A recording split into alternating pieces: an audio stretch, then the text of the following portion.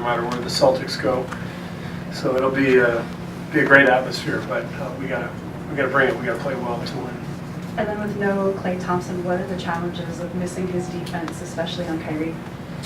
Yeah. So we'll have to mix it up and put different people on Kyrie, and obviously we'll miss everything that Klay brings. You know, it's changes the game offensively for us. So we've got to have guys ready to step in, and we got to execute. We can't turn the ball over too much.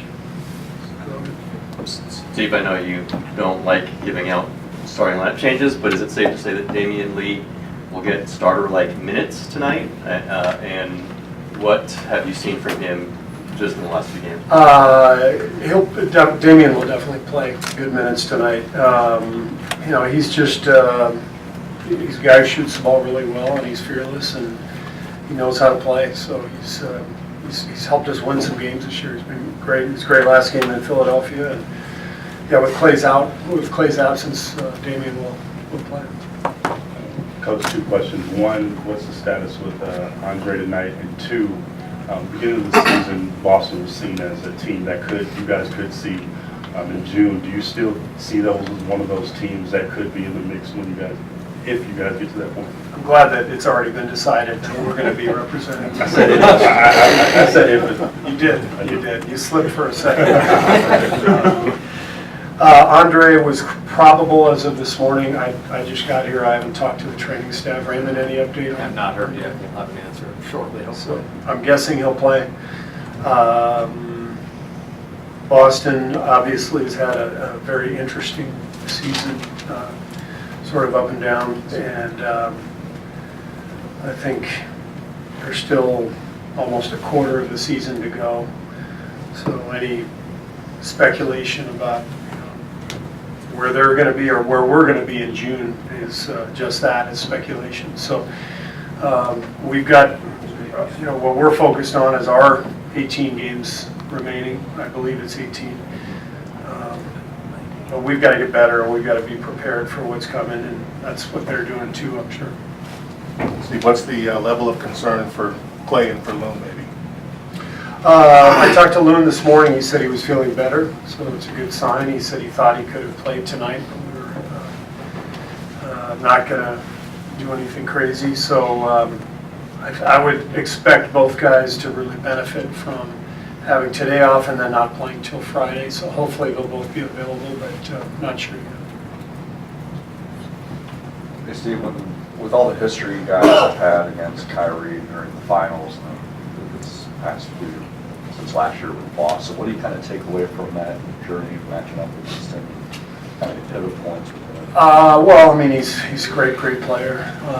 Really hard to guard one-on-one, and he's had some big games in this building. And he's been a great competitor, a great adversary, and I know our guys have a lot of respect for him, and he presents a huge challenge. I mean, the guys who are the top players in the league, they command your attention on the game plan, and there's not that many of them who do that, but Kyrie's one of them, and so you have to build your defense around his strengths and bring help at the right times, and sort of accept the fact that he's going to make some tough shots, but you can't get discouraged, can't foul him, just got to keep playing. Steve, do you kind of chalk it up to growing pains with that starting lineup, and what do you think that group needs to do to kind of get to the next level?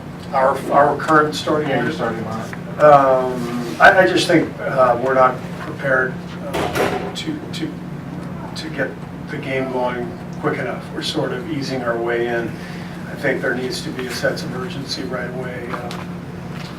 Hopefully tonight, but we've talked about it.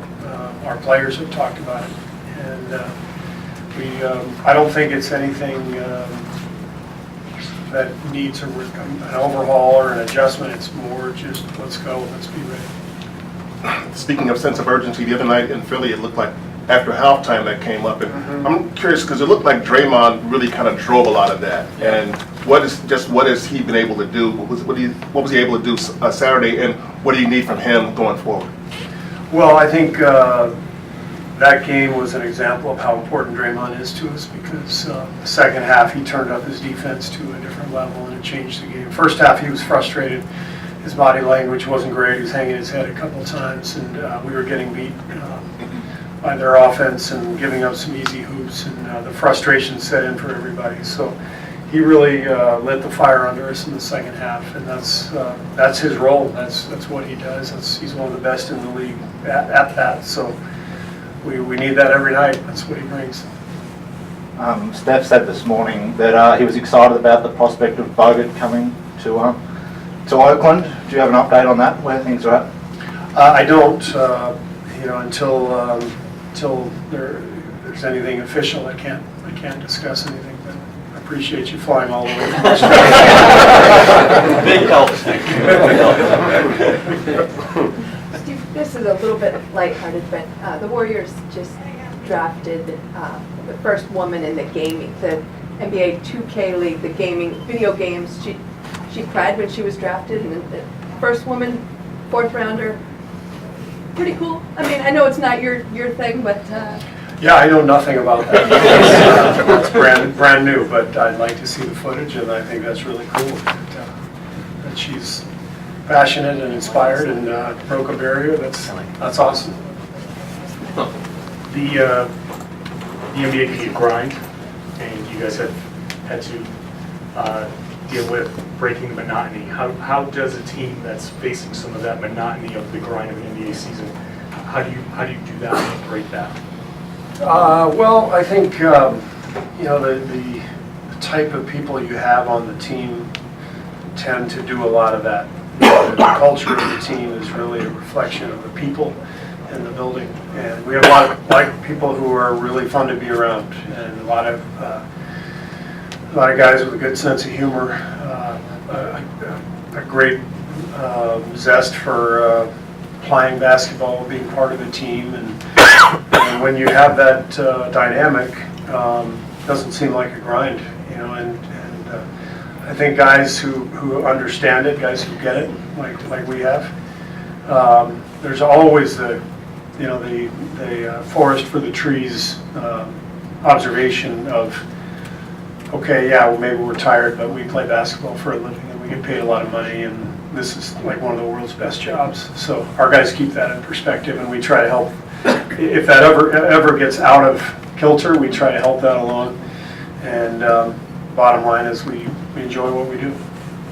Draymond mentioned after last game that DeMarcus told him, I can switch, and maybe they were going to do within themselves. They talked about doing a little bit more.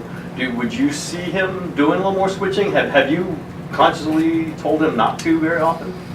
No, we've had him switch some games, and we've also dropped him in our coverages in other games. So he's capable of it. He's got quick hands. It obviously depends on who he's switching on to, but we will continue to kind of look at different coverages with him as we go during this final quarter.